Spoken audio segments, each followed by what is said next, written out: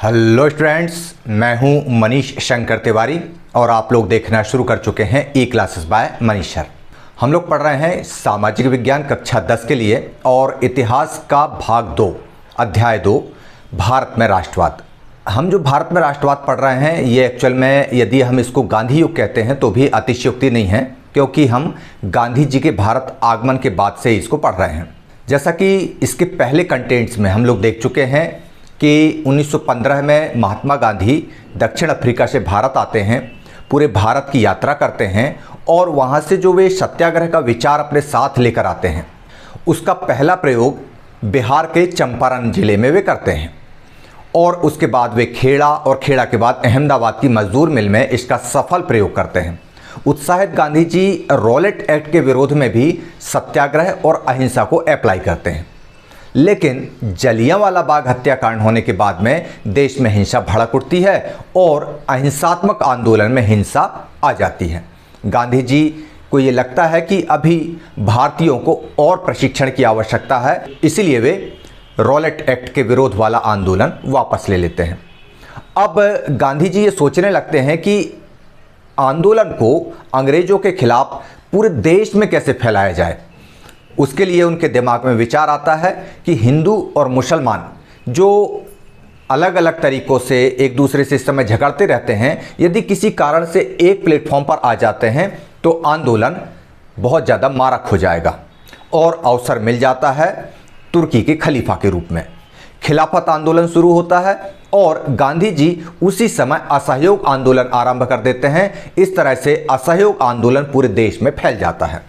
अब यह आंदोलन गांवों में, शहरों में, जंगलों में, बागानों में सब जगह फैल जाता है। लेकिन जैसा कि आप लोगों ने देखा कि लोग बोलते तो हैं कि हम गांधी जी के असहयोग आंदोलन से जुड़े हैं, लेकिन गांधी जी के अहिंसा और सत्याग्रह को नहीं अपनाते। लोग अपने अपने तरीके से आंदोलन करते हैं, ये हमने देखा। अब हम देखते हैं कि चौरी चौरा नाम की जगह पर 22 पुलिसकर्मियों की जलाकर हत्या हो जाती है, थाने में आग लगा दी जाती है। गांधी जी फिर नाराज, आंदोलन में हिंसा हो गई और गांधी जी ने आंदोलन वापस ले लिया। लेकिन असहयोग आंदोलन जो कि पूरे देश में व्यापक तरीके से फैल चुका था, जबरदस्त इम्पैक्ट उसका था और लगभग सफल भी वह हो जाता, लेकिन हिंसा आने के कारण गांधी जी ने उस आंदोलन को ब्रेक लगा दिया। जैसे चलती हुई बस को अचानक ब्रेक लगा देने से बस के अंदर हलचल हो जाती है, ठीक वैसी ही हलचल पूरे देश में हो गई। मोतीलाल नेहरू ने तो ये तक कह दिया था कि यदि कन्याकुमारी के किसी गांव में यदि कोई छोटी घटना हो गई है तो उसका परिणाम पूरा देश क्यों भोगे। सुभाष चंद्र बोस, जवाहरलाल नेहरू, ये सारे लोग नाराज हो गए। चंद्रशेखर आज़ाद जैसे लोग जिन्होंने असहयोग आंदोलन में अपनी हिस्सेदारी दी थी, वे सारे लोग अब गांधी जी से निराश और नाराज हो गए थे। पूरे देश में गांधी जी को लेकर के एक नकारात्मक माहौल पैदा हो गया था। अंग्रेजों ने समय का लाभ उठाया और उन्होंने देखा कि गांधी जी थोड़े से कमज़ोर पड़े हैं। 1922 में गांधी जी को गिरफ्तार कर लिया और 6 वर्ष की जेल सुना दी गई, लेकिन हेल्थ के इशू की वजह से उनको 1924 में छोड़ना पड़ा। इसी बीच कांग्रेसियों के बीच में से कुछ लोग ऐसे होते हैं जो ये कहते हैं कि नहीं, हमको विधान परिषदों का बहिष्कार नहीं करना चाहिए बल्कि उसका हिस्सा बनना चाहिए। ऐसे ही एक व्यक्ति थे CR दास और साथ में उनके सहयोगी थे मोतीलाल नेहरू। उन्होंने कांग्रेस के अंदर रहते हुए स्वराज पार्टी बना ली और चुनाव में हिस्सा लिया। CR दास और मोतीलाल नेहरू जैसे स्वराजियों को ये लगता था कि यदि हम असेंबलियों के अंदर जाते हैं तो इससे डेफिनेटली हम जनता को ये बता सकते हैं कि ये कितनी अलोकतांत्रिक हैं। ब्रिटिश सरकार किस तरह से हमारे ऊपर अत्याचार कर रही है वह हम यहाँ से दिखा पाएंगे। और ये लोग सफल भी होते हैं और बहुत अच्छी संख्या में जीतकर असेंबलियों में पहुंचते भी हैं। लेकिन एक दूसरा खेमा ऐसा था जो इससे इत्तेफाक नहीं रखता था। वो ये चाहता था कि अंग्रेजों के खिलाफ अब जो आंदोलन हो, जो विद्रोह हो, वह रिजल्टेंट हो, उसका परिणाम निकलना चाहिए। तेज तर्रार खेमा था। मतलब ये जो स्वराजी थे ये लोग एक तरह से डोमिनियन स्टेट मतलब ब्रिटिश साम्राज्य के अंतर्गत भारत की आज़ादी की बात करते थे, औपनिवेशिक स्वराज की बात करते थे। लेकिन बोस और नेहरू जैसे तेज तर्रार कांग्रेसी लीडर्स ये कहते थे कि औपनिवेशिक स्वराज की बात अब नहीं होगी, अब होगी पूर्ण स्वराज की बात। तो इस तरह से कांग्रेस के अंदर हमको 2 खेमे दिखाई देते हैं, एक मॉडरेट और एक रेडिकल। चलिए देखते हैं किस तरह से मॉडरेट और रेडिकल्स खेमों के साथ में महात्मा गांधी के नेतृत्व में कांग्रेस असहयोग आंदोलन की असफलता के बाद फिर से एक नए आंदोलन, जिसको हम बोलते हैं सविनय अवज्ञा आंदोलन, उसके लिए कैसे आगे बढ़ते हैं, चलो देखते हैं। असहयोग आंदोलन भले राष्ट्रीय स्तर पर वापस ले लिया गया हो, लेकिन कांग्रेस के अंदर अभी भी ये बात चल रही थी कि हमको असेंबलियों का बहिष्कार करना है, लेकिन स्वराजी ये चाहते थे कि नहीं, हमको असेंबलियों में जाना है। तो इस तरह की आंतरिक बहस और असहमतियों का माहौल बना हुआ था और इस माहौल में दो तत्व निकल कर आते हैं। ये वे तत्व हैं जिन्होंने 20 के दशक में, मतलब 20 के दशक के जो अंतिम साल थे, उन सालों में भारतीय राजनीति की रूपरेखा को एक बार फिर चेंज कर दिया था। उसमें से जो पहला कारक था वह था विश्वव्यापी आर्थिक मंदी का प्रभाव, विश्व युद्ध के बाद आर्थिक मंदी का प्रभाव। ये जो विश्वव्यापी आर्थिक मंदी है, इसको हमने कक्षा 9 में नाजीवाद और हिटलर का उदय पढ़ते हुए देखा था कि जब 1929 में अमेरिका का वॉल स्ट्रीट एक्सचेंज धराशायी होता है तो उसका प्रभाव जर्मनी पर भी पड़ता है और उसका पूरी दुनिया पर पड़ता है, भारत पर भी उसका असर पड़ता है। 1926 से कृषि उत्पादों की कीमतें गिरने लगी थी, ये भारत की स्थिति थी, और 1930 आते आते तो ये कीमतें पूरी तरह से धराशायी हो गई, जमींदोज हो गई, क्योंकि विश्वव्यापी आर्थिक मंदी का असर भारत में होने लगा था और कृषि की उत्पादों की मांग बहुत ज़्यादा नीचे आ गई और देश से होने वाला निर्यात वह भी कम हो गया। जब ये स्थिति बनी तो किसानों को जो अपनी उपज थी उसको बेचना और बेचकर लगान चुकाना बहुत मुश्किल काम उनको लगने लगा, बहुत भारी पड़ने लगा ये। और 1930 तक ग्रामीण इलाके बहुत ज़्यादा उथल पुथल से गुजरने लगे, लोगों को दैनिक आवश्यकताओं की पूर्ति के लिए भी काफ़ी मशक्कत करना पड़ी। तो ये एक कारक जो कि हमने आर्थिक रूप का देखा। एक और कारक दूसरे जिसकी हम बात कर रहे हैं, चूंकि दो तत्वों की बात हो रही है, पहला कारक आर्थिक कारक था, दूसरा हो गया राजनीतिक कारण। राजनीतिक कारणों में हम बात कर रहे हैं साइमन कमीशन की, जिसको भारतीय सांविधिक आयोग कहा गया है। साइमन कमीशन एक्चुअल में क्या था, हम इसको देखते हैं। तो एक तरफ आर्थिक संकट तो भारत में था ही था, दूसरी तरफ इंग्लैंड में कंजर्वेटिव गवर्नमेंट थी, अनुदार दल, रूढ़िवादियों की सरकार थी जो पुरानी व्यवस्थाओं को चलाने के लिए जानी जाती है। रूढ़िवाद किसे कहते हैं, अब ये आपके लिए नई बात नहीं है, आप बहुत अच्छे से जानते हैं कंजर्वेटिव रूढ़िवाद किसे कहते हैं। तो रूढ़िवादी सरकार का नेतृत्व स्टैनली बॉल्डविन कर रहे थे। तो ये बॉल्डविन महोदय जो प्रधानमंत्री थे उस समय इंग्लैंड के, ब्रिटेन के, उन्होंने जॉन साइमन के नेतृत्व में एक आयोग बैठा दिया। उस आयोग को कहा गया साइमन कमीशन। अब इस साइमन कमीशन का काम क्या था? ये जो साइमन कमीशन था, इसका काम था भारत में संवैधानिक व्यवस्था की कार्यशैली का अध्ययन करना। एक्चुअल में हुआ क्या था कि भारत परिषद अधिनियम जो है यह 1919 में पारित हुआ था और 10 साल बाद इस अधिनियम के द्वारा जो भारत में संवैधानिक व्यवस्थाएं लागू की गई थीं, उनकी सफलता या असफलता की समीक्षा की जानी थी और इस समीक्षा का दायित्व सौंपा गया साइमन कमीशन को।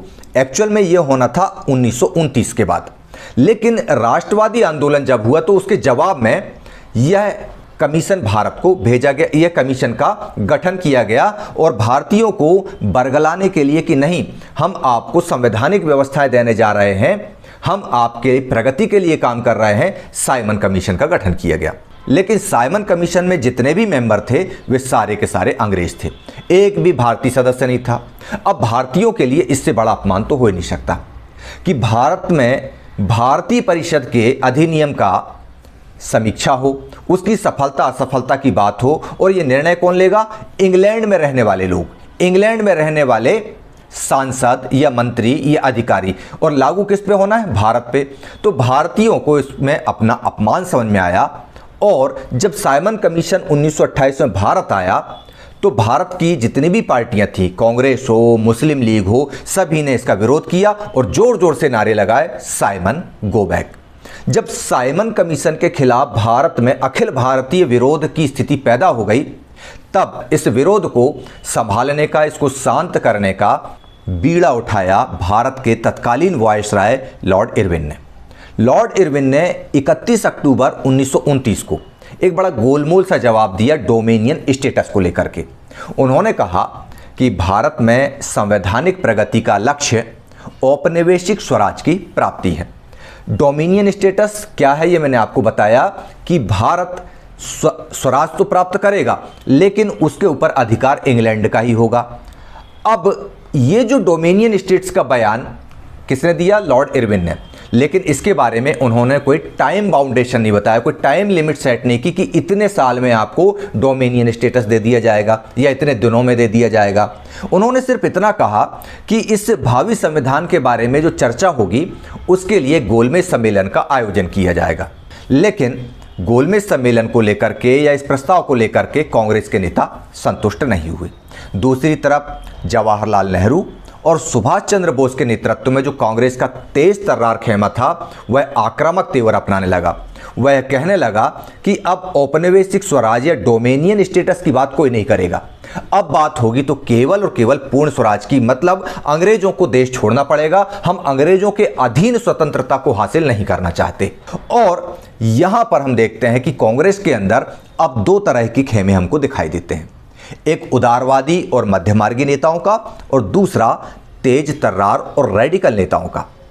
अब उदारवादी और मध्यमार्गी जो नेता थे, CR दास, मोतीलाल नेहरू जैसे स्वराजी वगैरह जो जुड़े हुए थे, उनका कहना था कि डोमिनियन स्टेटस मिलना चाहिए, भारत को औपनिवेशिक स्वराज मिल जाए, मतलब उसके ऊपर संरक्षण, उसके ऊपर आधिपत्य अंग्रेजों का हो लेकिन नियम कानून सब भारतीयों के हिसाब से चले।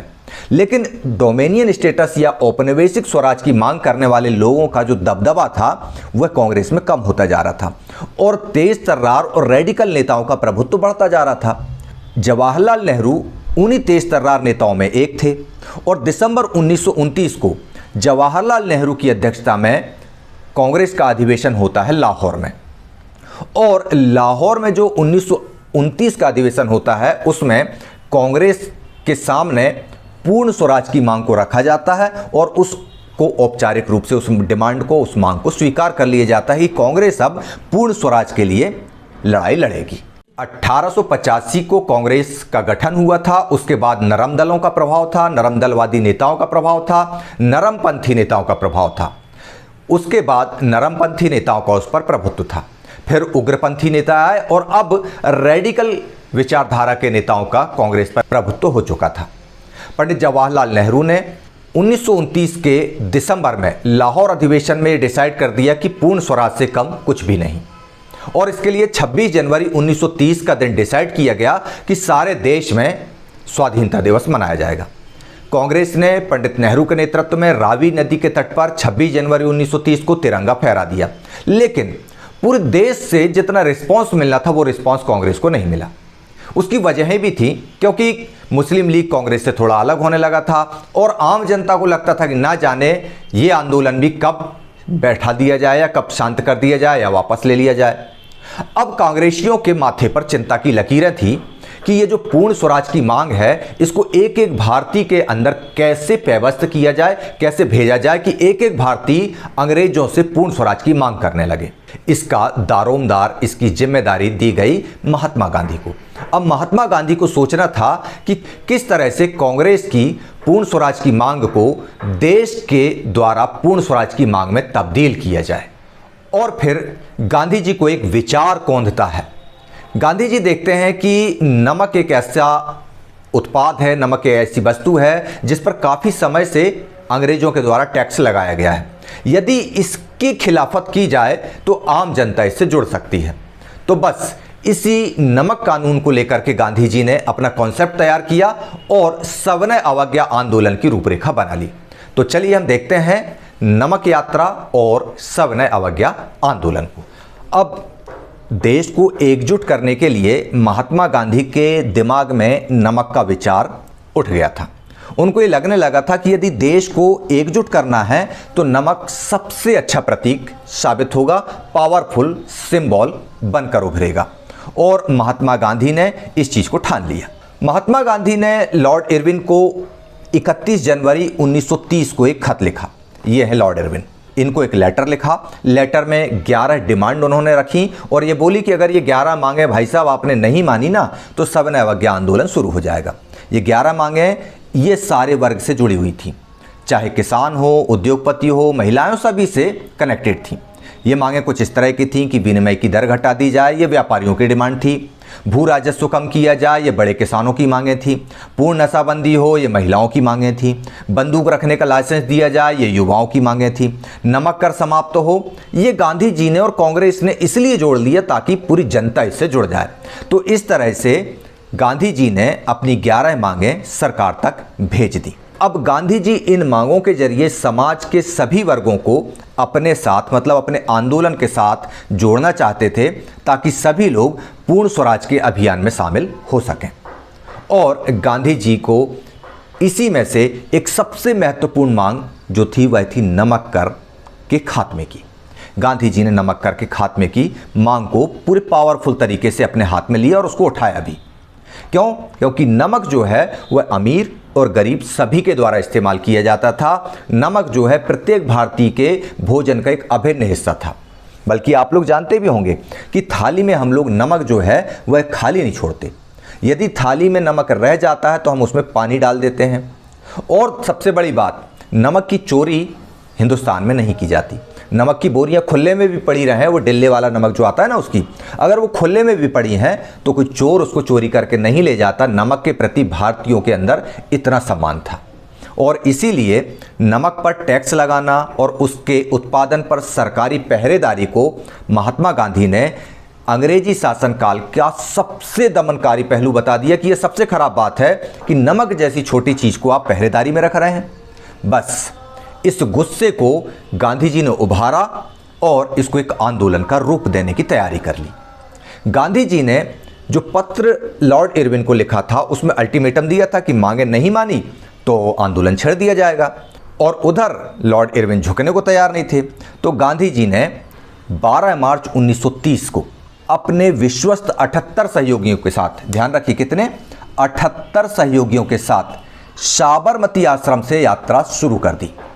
और उस यात्रा को नाम दिया गया नमक यात्रा क्योंकि वह दांडी तक जानी थी। 240 किलोमीटर लंबी यह यात्रा 6 अप्रैल 1930 को गुजरात के समुद्र तटीय कस्बे दांडी में जाकर खत्म होना थी। गांधी जी अपनी टोली के साथ नमक कानून तोड़ने के लिए साबरमती से चल पड़ते हैं। एक दिन में 10 किलोमीटर की दूरी तय की जाती है। इस तरह से 24 दिन का यह सफर था। जहां पर भी गांधी जी पड़ाव डालते, लोग उनको सुनने के लिए और समझने के लिए इकट्ठे होते। और जब गांधी जी सारे लोग इकट्ठे होते तो गांधी जी उनको पूर्ण स्वराज की संकल्पना को समझाने लगते। और इस तरह से महात्मा गांधी कहां पहुंच गए? दांडी पहुंच गए। 24 दिन बाद 6 अप्रैल 1930 को गांधी जी ने दांडी समुद्र तट पर समुद्र का पानी उबाला और नमक कानून तोड़ दिया। नमक बनाने का रास्ता साफ कर दिया। महात्मा गांधी के नमक कानून तोड़ने के साथ ही, नमक बनाने के साथ ही सविनय अवज्ञा आंदोलन आरंभ हो जाता है। मतलब सविनय अवज्ञा आंदोलन आरंभ होता है 6 अप्रैल 1930 से। 6 अप्रैल 1930 से जैसे ही सविनय अवज्ञा आंदोलन शुरू होता है, खबर देश भर में फैल जाती है और लोग अपने अपने तरीके से अंग्रेजों के कानूनों की अवहेलना करने लगते हैं।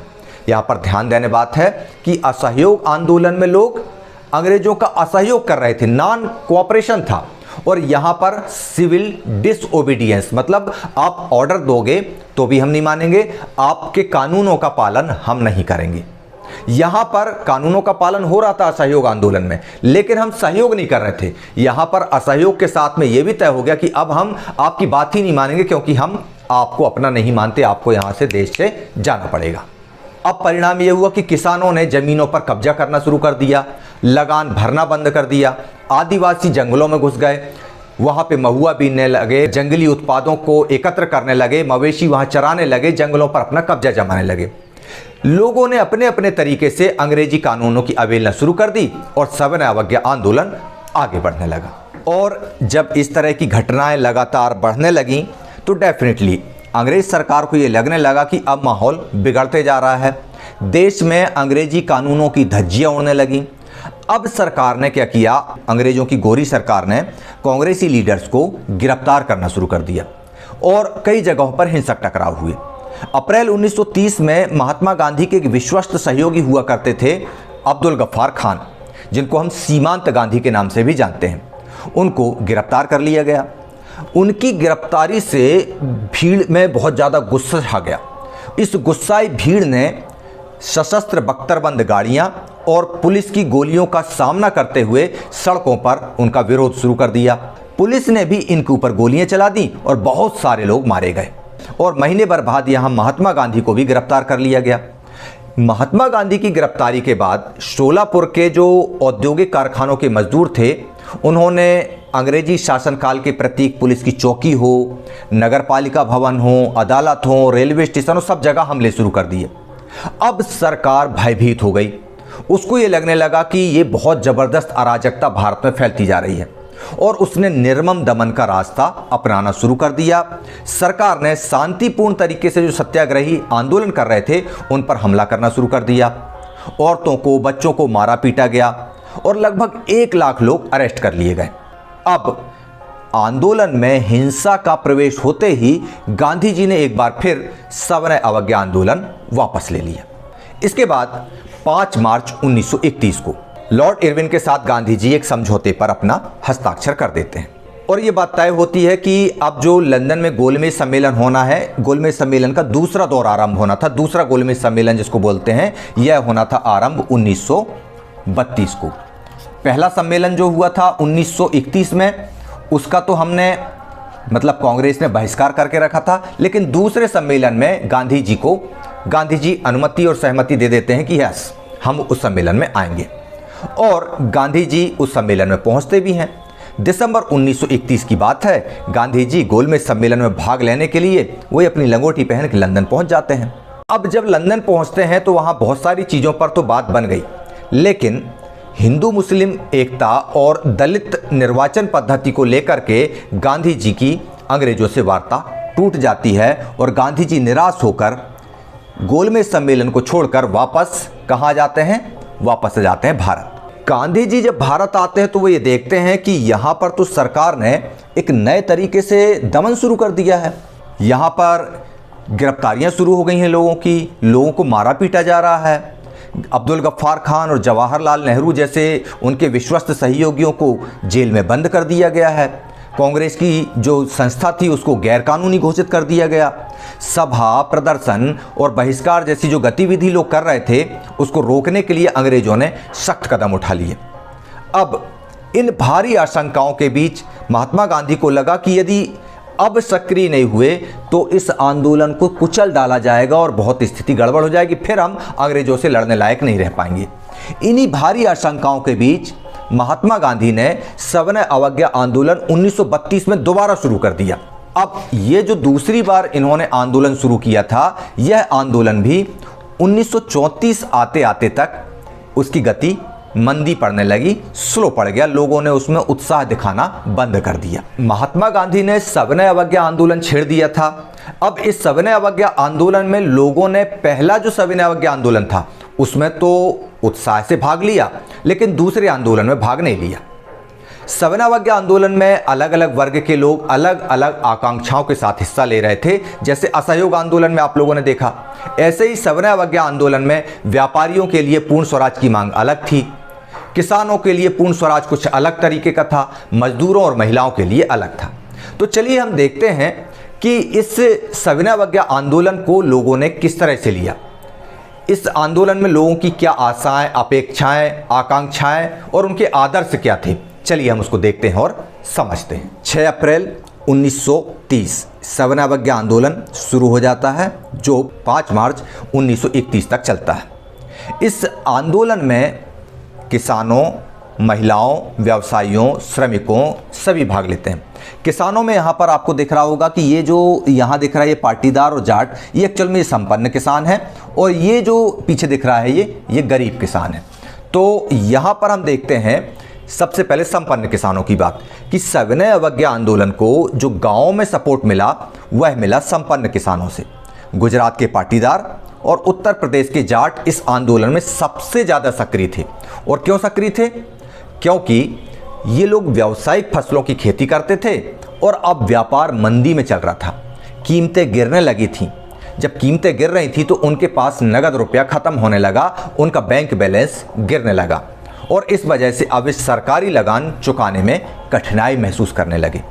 वे लोग सरकारी लगान चुकाना ही नहीं चाहते थे, उसके लिए वे तैयार ही नहीं थे। चारों तरफ असंतोष था।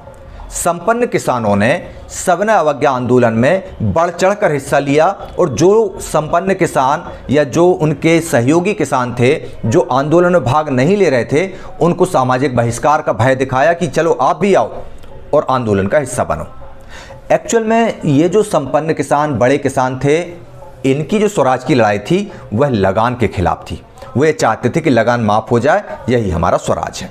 लेकिन इनके साथ में भी गड़बड़ी हो गई। 1931 में जब सविनय अवज्ञा आंदोलन खत्म घोषित किया गया, वापस ले लिया गया और लगान नहीं घटा, तो इन लोगों को निराशा हुई। और इसके बाद जब गांधी जी ने 1932 में दोबारा आंदोलन शुरू किया तो इनने कहा, सॉरी गांधी जी, अब हम इस दोबारा जो आपने 1932 में सविनय अवज्ञा आंदोलन शुरू किया है इसका हिस्सा नहीं बनेंगे, और उन्होंने उसमें हिस्सा लेने से इनकार कर दिया। ये तो बात हो गई संपन्न किसानों की। गरीब किसान इस आंदोलन में क्यों शामिल हुए? चलिए देखते हैं कि गरीब किसानों की क्या मांगें थी। गरीब किसान केवल लगान में कमी नहीं चाहता था, बल्कि वो जो ज़मीन जमींदारों से पट्टे पर लेकर खेती करता था ना, और महामंदी पड़ी तो उसकी भी नकदी आमदनी मारी गई। पट्टे, उसके छोटे पट्टेदारों के लिए ज़मीन का किराया चुकाना मुश्किल हो गया, तो उसकी ये मांग थी कि ज़मींदार हमारा भाड़ा माफ़ कर दें, हम जो उनको किराया देते हैं वो हमारा माफ़ कर दें। इसके लिए किसानों ने छोटे छोटे आंदोलन भी किए थे, लेकिन ये आंदोलन कांग्रेस के साथ नहीं किए थे। उन्होंने किसानों के, गरीब किसानों के विशेषकर ये आंदोलन सोशलिस्ट और कम्युनिस्ट लोगों के हाथों में था। क्यों? क्योंकि जो कांग्रेस थी वह अमीर किसानों और जमींदारों के साथ थी। ऐसा क्यों था? क्योंकि कांग्रेस को अमीर किसानों और जमींदारों से आर्थिक सहयोग मिलता था अपनी गतिविधियों को संचालित करने के लिए, और कांग्रेस जो है गरीब किसानों के भाड़ा विरोधी आंदोलन को समर्थन नहीं देना चाहती थी, हिचकिचा रही थी। इसलिए गरीब किसान और अमीर किसान और जमींदारों के बीच में कांग्रेस दीवार की तरह थी, और यही वजह थी कि गरीब किसान कांग्रेस के साथ जाने में हिचकिचाता था, और कांग्रेस और गरीब किसानों के बीच जो संबंध थे वे अनिश्चित बने रह गए। तो ये बात देख ली हमने कि किसानों ने स्वराज के आंदोलन को किस तरह लिया। अमीर किसान लगान का विरोध करते थे, लगान माफ़ी चाहते थे। गरीब किसान जमींदारों के देने वाले भाड़े में माफ़ी चाहते थे जो उनकी पट्टे की ज़मीन के बदले में दिया जाता था। अब बात करते हैं व्यवसायियों की। तीसरा वर्ग आता है कि व्यवसायियों के क्या फ़ायदे थे, व्यापारी इस आंदोलन में क्यों शामिल हुए। जैसा कि आप सभी लोग जानते हैं कि जब पहला विश्व युद्ध चल रहा था उस दौरान ब्रिटेन में भारतीय कपड़ों की डिमांड बढ़ी थी और भारतीय उत्पादों की भी मांग बढ़ी थी। तो इस दौरान भारतीय व्यापारियों ने, उद्योगपतियों ने भारी मुनाफा कमाया और वे पावरफुल हो गए, ताकतवर हो गए। अब वे अपनी इस पोजीशन को छोड़ने तैयार नहीं थे। वे अपने कारोबार को और ज़्यादा फैलाना चाहते थे, लेकिन अंग्रेज सरकार की जो नीतियां थीं वे इस कारोबार को आगे नहीं बढ़ने दे रही थी। तब व्यवसायियों ने यह निर्णय ले लिया कि हमको इस आंदोलन में भाग लेना चाहिए, और उनकी प्रमुख मांग क्या थी? वे चाहते थे कि विदेशी वस्तुओं से आयात में उनको सुरक्षा मिले। मतलब जो विदेशी माल भले भारत में आए, लेकिन उससे हमारे उत्पादों पर फर्क नहीं पड़ना चाहिए, हमारे निर्यात में भी कमी नहीं आना चाहिए। साथ ही साथ जो रुपया और ब्रिटिश मुद्रा स्टर्लिंग है उसके जो विनिमय दर है उसमें भी बदलाव हो, जिससे आयात में कमी आए। इसके लिए इन लोगों ने संगठन भी बनाए।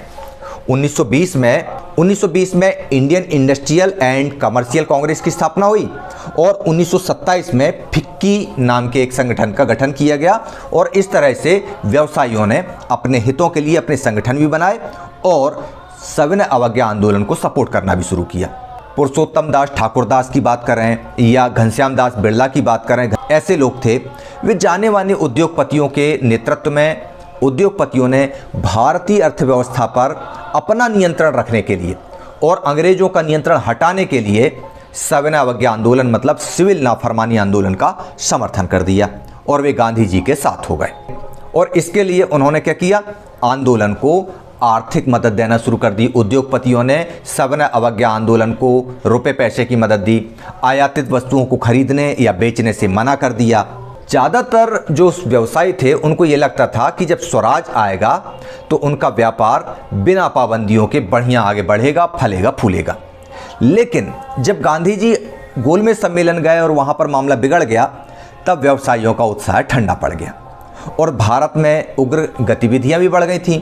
अब उनको ये लगने लगा कि अशांति की स्थिति बन जाएगी। कांग्रेस के ऊपर जवाहरलाल नेहरू जैसे समाजवादी सदस्यों का प्रभाव बढ़ने लगा। इस वजह से व्यवसायियों के अंदर भय आ गया कि अब ये जो कांग्रेस है अब मजदूरों के और गरीब किसानों के साथ में न शिफ्ट हो जाए, इसलिए इनका उत्साह थोड़ा सा कमजोर। अब बात करते हैं हम औद्योगिक श्रमिकों की। एक और वर्ग, इन्होंने सविनय अवज्ञा आंदोलन में किस तरह से अपना सहयोग दिया। औद्योगिक श्रमिक ऐसे थे कि इन्होंने कांग्रेस के आंदोलन में बहुत ज़्यादा सहयोग नहीं लिया, उन्होंने बड़ी हिस्सेदारी नहीं की। क्यों? क्योंकि ये जो मजदूर थे ये उद्योगपतियों के कारण कांग्रेस से दूर जा रहे थे। जैसे जैसे उद्योगपति कांग्रेस के पास में आते, मजदूर कांग्रेस से दूर होते जाते। कुछ मजदूरों ने सविनय अवज्ञा आंदोलन में हिस्सा भी लिया, विदेशी वस्तुओं का बहिष्कार किया। इनके लिए ये था कि अगर स्वराज आएगा तो हमारी वेतन अच्छी हो जाएगी और जो जहां हम काम करते हैं वहां बड़ा खराब माहौल रहता है, एक अच्छा माहौल हो जाएगा। तो इसके लिए रेलवे कामगार, गोदी कामगार, इन सारे लोगों ने सविनय अवज्ञा आंदोलन में हिस्सेदारी की और गांधी टोपी को अपना लिया और बहिष्कार के अभियानों में इन्होंने हिस्सा भी लिया। लेकिन कांग्रेस जो है वे मजदूरों की मांगों को अपने कार्यक्रम में शामिल करने से हिचकिचा रही थी। इसकी वजह थी कि कांग्रेस को ये लगता था कि कहीं ऐसा ना हो इससे उद्योगपति आंदोलन से दूर चले जाएं और हम साम्राज्यवाद ताकतों को छूट दे दें और हमारे आंदोलन में फूट पड़ जाए। क्यों? क्योंकि श्रमिक उतना ज़्यादा प्रभाव नहीं डाल पाते जितना उद्योगपति डाल पाते। भाई कहने की भी बात भी साफ है कि पैसे वाले का जलजला ज़्यादा होता है, गरीब श्रमिक बेचारा कितना प्रभाव डाल पाता। और इस तरह से औद्योगिक श्रमिकों और कांग्रेस के बीच में एक डिस्टेंस बना रहा, जिसकी वजह से सविनय अवज्ञा आंदोलन में श्रमिकों की हिस्सेदारी थोड़ी कमजोर रही। इसके बाद बात आती है महिलाओं की, औरतों की। देश की आधी आबादी, जिसको हम महिलाओं के नाम से जानते हैं, इसने भी सविनय अवज्ञा आंदोलन में बड़े पैमाने पर हिस्सा लिया। गांधी जी की बातें सुनने के लिए हजारों की संख्या में औरतें आती, जुलूसों में हिस्सा लेती, नमक कानून तोड़ती, कपड़े जलाती, विदेशी कपड़ों की होली जलाती और शराब दुकानों को बंद करवाती। कई महिलाएं जेल में भी गईं। लेकिन ये महिलाएं कौन थीं? ये सारी जो महिलाएं थीं, ये महिलाएं ऊंची जातियों की महिलाएं थीं जो शहरी इलाकों से आती थीं, और ग्रामीण इलाकों में जो महिलाएं आंदोलन में भाग ले रही थीं वे संपन्न किसान परिवारों की थीं, जमींदारों के घरों की महिलाएं थीं। गांधी जी के आह्वान से महिलाएं घर से बाहर निकलीं, राष्ट्र सेवा में अपनी भूमिका निभाई। लेकिन इससे उनकी जो सामाजिक स्थिति थी उसमें कोई भारी बदलाव नहीं आया। इसका कारण क्या था कि ये जो औरतें हैं इनको लेकर महात्मा गांधी के विचार थोड़े अलग थे। महात्मा गांधी जो है वो ये चाहते थे, उनका ये मानना था कि महिलाओं का काम घर चलाना, चूल्हा चौका संभालना, अच्छी माँ, अच्छी पत्नी की भूमिका निभाना, यही उसका असली कर्तव्य है। और यही वजह है कि कांग्रेस ने महिलाओं को एक लंबे समय तक महत्वपूर्ण पद नहीं दिए। कांग्रेस ये चाहती थी कि हम महिलाएं जो है सिंबॉलिक अटेंडेंस देती रहे आंदोलनों में, बहुत ज़्यादा सक्रिय रूप से वहाँ सामने ना आए। तो ये हमने देखा कि सविनय अवज्ञा आंदोलन में जब पूर्ण स्वराज की बात की गई तो सबकी अपनी अपनी डिमांड्स थी। महिलाएं जो केवल संपन्न तबके की, ऊंची जाति की महिलाएं बाहर निकलती थीं, जो पिछड़ी जातियां थीं, जो गरीब घर की महिलाएं थीं, वे अभी भी आंदोलन से दूर थीं, यानी आधी आबादी तो अभी भी दूर थी। व्यवसायियों के अपने हित थे, संपन्न किसानों के अपने हित थे। लेकिन सविनय अवज्ञा आंदोलन की कुछ सीमाएं भी थीं। वह सीमाएं सामाजिक सीमाएं थीं। जैसा कि इसके पहले हमने चर्चा की है कि सांप्रदायिकता और जातिवाद, छुआछूत की भावना, इसने भी सविनय अवज्ञा आंदोलन की सीमाओं को निर्धारित किया। कैसे किया, चलिए हम उसको देखते हैं और समझते हैं। सभी सामाजिक समूह स्वराज की अमूर्त अवधारणा से प्रभावित नहीं थे। ऐसा ही एक समूह राष्ट्र के अछूतों का था और 1930 के बाद वे खुद को दलित या उत्पीड़ित कहने लगे। एक्चुअल में हिंदू में जो दा शब्द है, आपको बता दूं, ये अलग होने लगा था और ये दलित कहलाने लगा था। कांग्रेस ने लंबे समय तक दलितों पर कोई ध्यान नहीं दिया क्योंकि कांग्रेस पर रूढ़िवादी सवर्ण हिंदुओं का दबदबा था और यह सनातन पंथियों से थोड़ा डरी हुई भी थी। महात्मा गांधी का कहना यह था कि छुआछूत को खत्म किए बिना 100 साल तक कितना भी लड़ लो, स्वराज स्थापना की कल्पना नहीं की जा सकती। और इसके लिए गांधी जी ने अछूतों को एक नया नाम दिया, हरिजन, अर्थात ईश्वर की संतान। और उनके मंदिरों में, सार्वजनिक तालाबों में, सड़कों, कुओं पर उनके उपयोग करने के लिए समान अधिकार दिलाने के लिए गांधी जी ने सत्याग्रह कर लिया और उनको एक नया नाम दिया, हरिजन। अस्वच्छ धंधा करने वाले लोगों को प्रतिष्ठा दिलाने के लिए गांधी जी खुद शौचालय साफ करते और ऊंची जाति के लोगों से आह्वान किया उन्होंने कि अपने हृदय में परिवर्तन करो, छुआछूत के पाप को छोड़ दो। लेकिन इतनी सारी कवायतों के बावजूद, गांधी जी के इतने प्रयासों के बावजूद दलित नेता अपने समुदाय की समस्याओं का हल अपने तरीके से ढूंढना चाहते थे। वे कांग्रेस की बातों में नहीं आए। कांग्रेस के प्रति दलितों का एक तरह से मोह भंग था और ये कांग्रेस के पक्ष में आए नहीं। गांधी जी द्वारा लगातार प्रयास किए जाते रहे, फिर भी दलितों ने एक अलग मार्ग अपनाया। सिविल नाफरमानी आंदोलन में इनकी उपस्थिति नगण्य रही, कोई बहुत ज़्यादा इन्होंने सहयोग दिया नहीं, क्योंकि कांग्रेस से इनको कोई सहयोग मिलने की उम्मीद नहीं थी। इसलिए इन्होंने अपने राजनीतिक सशक्तिकरण के लिए अलग रास्ता अपना लिया। बाद में इन्होंने इसके लिए संगठन भी बनाए और इनके प्रमुख दलित चिंतक के रूप में डॉक्टर भीमराव अंबेडकर उभर कर सामने आए। चलिए देखते हैं। सन 1930 में डॉक्टर अंबेडकर ने दलितों की एक एसोसिएशन बना ली। उसका नाम रखा गया डिप्रेस्ड क्लास एसोसिएशन, और दलितों के लिए अलग निर्वाचन क्षेत्र की मांग की। और इस बात को लेकर के महात्मा गांधी और डॉक्टर अंबेडकर में विवाद भी हुआ। अलग निर्वाचन क्षेत्र की बात यह थी कि दलितों को असेंबलियों में सांसद विधायक बनने के लिए अलग से स्थान दिया जाए और उनको वोट करने वाले लोग भी दलित ही होंगे। महात्मा गांधी अंग्रेजों की इस चाल को समझ गए कि हिंदू मुस्लिम को भिड़ाने के बाद अब ये हिंदुओं के बीच में भी फूट डालने का काम कर रहे हैं। तो गांधी जी ने इस बात को अस्वीकार कर दी, जबकि अंग्रेजों ने अंबेडकर की बातें मान ली। और जब अंग्रेजों ने अंबेडकर की पृथक निर्वाचन की मांग जातीय आधार पर मान ली, तो गांधी जी आमरण अनशन पर बैठ गए। उनको ये लगा कि दलितों के लिए अलग निर्वाचन की व्यवस्था से समाज के एकीकरण के लिए वे जो प्रयास कर रहे हैं उसको धक्का लगेगा, उसको झटका लगेगा। और आखिरकार जब गांधी जी आमरण अनशन पर बैठ गए तो अन्य कांग्रेसी नेताओं ने अंबेडकर पर दबाव बनाया और यरवदा जेल में ही सितंबर 1932 को पूना पैक्ट हुआ, जिसमें गांधी जी ने प्रांतीय और केंद्रीय परिषदों में दलितों के लिए पृथक सीटों की व्यवस्था कर दी, मतलब उनके लिए आरक्षण तय कर दिया। और यह तय हुआ कि अब मतदान सामान्य निर्वाचन क्षेत्रों में ही होगा, मतलब इनके मतदाता दलित वर्ग के ही नहीं होंगे, सारे लोग इनको चुनेंगे, लेकिन इनके लिए सीटें आरक्षित होंगी। और संख्या बढ़ा दी गई, 73 से बढ़ाकर 145 के आसपास करीब कर दी गई। इतना सारा सब कुछ हुआ, दलितों के समर्थन में गांधी जी आगे आए, लेकिन इसके बावजूद ही बात बनी नहीं। दलित आंदोलन ने कांग्रेस के नेतृत्व में जो राष्ट्रीय आंदोलन चल रहा था उसको विश्वसनीय नहीं माना। एक तरफ हिंदुओं में फूट डालने की बात थी, तो दूसरी तरफ दो धर्मों के बीच भी फूट डालने का प्रयास अंग्रेजों ने किया।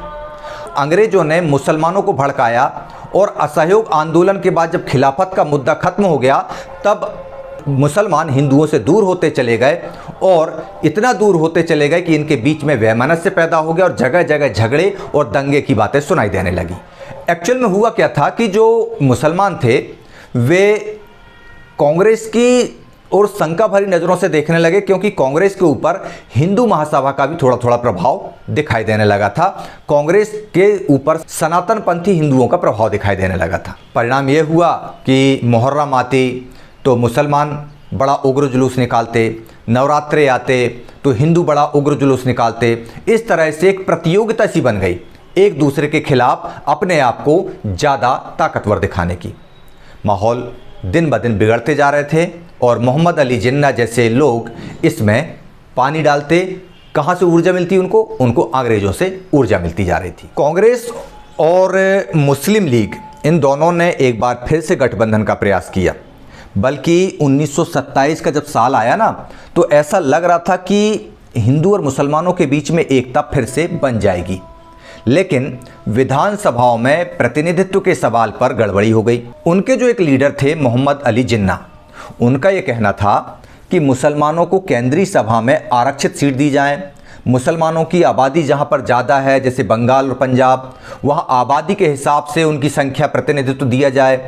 अगर ऐसा करते हैं तो मुसलमानों के लिए पृथक निर्वाचिका की मांग को वे छोड़ देंगे। और इधर प्रतिनिधित्व के सवाल पर बहस चल ही रही थी कि 1928 में सर्वदलीय सम्मेलन आयोजित किया गया। इस सर्वदलीय सम्मेलन में हिंदू महासभा के M.R. जयकर ने भाग लिया और हिंदू और मुसलमानों मतलब कांग्रेस और मुस्लिम लीग के बीच में समझौते के जो प्रयास किए जा रहे थे उस प्रयास की खुलेआम निंदा शुरू कर दी। उन्होंने कहा कि मिस्टर जिन्ना की बातों का मैं विरोध करता हूं, कोई ज़रूरत नहीं उनको मानने की। बस मुसलमानों ने इन पॉइंट्स को पकड़ लिया और मुद्दे के समाधान की सारी संभावनाएं वहां जाकर समाप्त हो गईं। 1930 में मुस्लिम लीग के जो अध्यक्ष थे मोहम्मद इकबाल, उन्होंने स्पष्ट रूप से कह दिया कि भारत से अलग मुसलमानों के लिए पाकिस्तान होना चाहिए, क्योंकि रहमत अली जैसे लोगों ने पाकिस्तान की थ्योरी को पहले ही लागू कर दिया था और इस तरह से देश में सांप्रदायिक राजनीति चरम पर पहुंच गई। सविनय अवज्ञा आंदोलन में मुस्लिम लोगों ने मुस्लिम लीग के नेतृत्व में वैसे ही भाग नहीं लिया और अब शंका कुशंकाओं के दौर बढ़ने लगे, आपसी वैमनस्यता बढ़ गई, दंगे फसाद बढ़ने लगे। परिणाम यह हुआ कि गांधी जी के नेतृत्व में आगे जो भी आंदोलन हुए, चाहे भारत छोड़ो आंदोलन हो या कुछ भी, उसमें मुस्लिम लीग का सहयोग मिलना बंद हो गया। अब मुस्लिम लीग ने धीरे धीरे करके अपने पृथक देश की मांग करना शुरू कर दी। अंग्रेजों ने उसको हवा दे दी और 15 अगस्त 1947 को देश जब आज़ाद हुआ भारत, तो वह दो टुकड़ों में हुआ, एक भारत और दूसरा पाकिस्तान। इस तरह से हम लोगों ने देख लिया कि गांधी युग किस तरह से आरंभ हुआ और कहां जाकर समाप्त हुआ। भारत में राष्ट्रवाद उभरा, लेकिन ये राष्ट्रवाद अलग अलग लोगों ने अलग अलग तरीके से उसको समझा और जाना। इन सारी चीज़ों को हमने संविधान निर्माण वाले चैप्टर में भी कक्षा 9 में देखा था कि किस तरह से लोगों की आकांक्षाएं और अपेक्षाएं थी, किस तरह से विपरीत परिस्थितियों के बावजूद भी हमारा देश आज़ादी की लड़ाई लड़ पाया और जीत पाया। आज के अध्याय में इतना ही। और हाँ, इस अध्याय से संबंधित जो छोटे छोटे और वीडियोज़ हैं उनकी लिंक आपको डिस्क्रिप्शन बॉक्स में मिल जाएगी। उन वीडियोज़ को देख करके आप अपनी समझ को और ज़्यादा विकसित कर सकते हैं और ज़्यादा समझ सकते हैं। इसके बाद हम देखेंगे कि देश को एकता के सूत्र में बांधने के लिए जिस तरह से यूरोप में राष्ट्रवाद जब हम पढ़ रहे थे, हमने देखा था कि रोमानीवाद कविता, कहानी, लोकगीत के माध्यम से लोगों को एकजुट करने का प्रयास किया गया था। ठीक यही प्रयास भारत में भी हुए थे। उन प्रयासों को हम पढ़ेंगे अगले कंटेंट में, जिसका नाम है सामूहिक अपनेपन का भाव। तो चलिए ठीक है, मैं चलता हूं अगले कंटेंट को रेडी करने के लिए। तब तक आप लोग देखते रहिए ई क्लासेस बाय मनीष सर। और हाँ, एक महत्वपूर्ण बात, मैंने ज्योग्राफी क्लास 10th के ब्लूप्रिंट के आधार पर आप लोगों को एक PDF उपलब्ध कराई है। उसमें व्यूज़ मैं देख रहा हूँ कि लगभग 400-500 के आसपास आ रही है। मतलब बहुत ज़्यादा लोगों ने PDF कॉपी डाउनलोड नहीं की है, तो आप लोग उसको डाउनलोड कर लीजिए। मैंने उसमें आपसे ये कहा था कि 10,000 सब्सक्राइबर होने पर अगला कंटेंट में अपलोड करूँगा, लेकिन बहुत सारे ऐसे बच्चे हैं जो ये कह रहे हैं कि सर आप कंटेंट रेडी कर दीजिए। तो चलिए ठीक है, आप लोगों ने अपना काम नहीं किया, कोई दिक्कत नहीं, मैं अपना काम करता हूँ। अगला आपको सामूहिक अपनेपन का भाव वाला कंटेंट आएगा, उसी के साथ में इतिहास के ब्लूप्रिंट का भी आपको PDF उपलब्ध करा दिया जाएगा। तो ठीक है, आप लोग देखते रहिए ई क्लासेस बाय मनीष सर और टारगेट 10,000 को कंप्लीट करने में मेरी मदद कीजिए। जय हिंद, जय भारत।